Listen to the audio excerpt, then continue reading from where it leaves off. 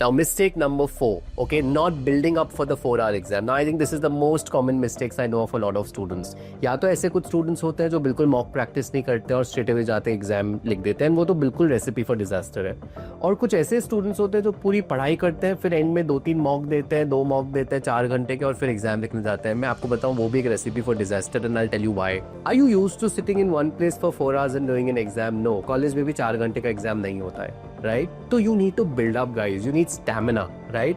तो कैसे बिल्डअप होगा? तभी बिल्डअप होगा जब आप you are writing smaller tests by the time, throughout your study period. So for example, you may have written a test on, let's say you're studying the first part, you may have written a text on section A, then you may have written a test on section B, one on section C, then maybe one test is required where you combine A, B and C, then maybe one on D, one on E, and then you mix those sections. So you need to attempt tests which are going to be spanning over 1 hour, then 2 hours, then 3 hours, and then eventually get to 4 hours. That build up is so important. So if you've got a good mentor who's actually working with you on how to build up, तभी आप जाके एक अच्छे से mock लिख पाओगे और फिर आप एग्जाम लिख पाओगे. Number 5, not covering the entire syllabus. आपको पता नहीं आपका क्वेश्चन कहाँ से आने वाला है एग्जाम में.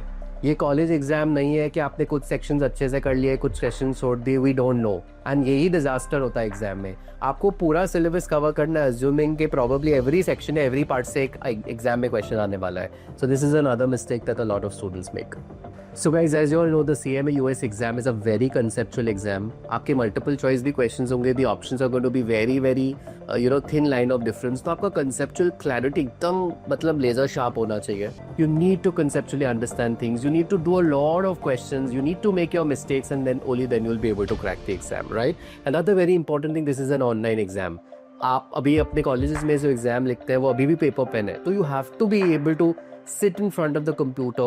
भले a large part of it is multiple choice, but those structured questions भी है. So you have to get used to doing this online exam for 4 hours, which will obviously need that kind of preparation.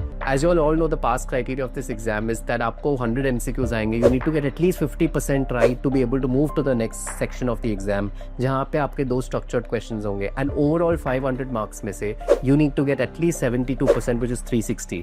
बहुत students को ये लगता है कि यार 50% MCQs right आ गया मतलब मैं पास हो गया. नहीं, आपके 50% MCQs राइट आए तो आपके सिर्फ नेक्स्ट सेक्शन के लिए एग्जाम की जो विंडो है वो खुलेगी एंड आप स्ट्रक्चर्ड क्वेश्चंस कर पाओगे. बट इन ऑल आपको 72% लाना है to pass. So you don't have to look at a 50%, you have to look at a 72%. तो जब आप अपनी तैयारी भी कर रहे हैं ना, आप या you are doing those progress test, you are practicing on your own, at least mind में ये बोलो कि मुझे 80% कम से कम राइट आना है, तब जाके एग्जाम में आपके 72% राइट आएगा. Don't have that 50% in mind, which is what a lot of Indian students have.